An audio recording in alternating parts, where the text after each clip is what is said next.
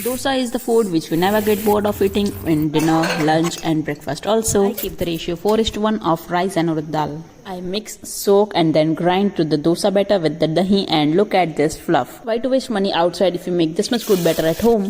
Now for the masala we will add dry, soaked chana dal and urad dal, hing, neem, green chilies and haldi in a pan of little bit oil. Now onions to cook and then mashed potatoes and coriander. Adjust the salt and our tasty masala is ready. Now for the chutney we will add roasted chana, coconut, green chilies, neem along with dahi, water and salt. I have added salt to the batter and now I am making this tasty dosa. So wait till I flip and look at the color.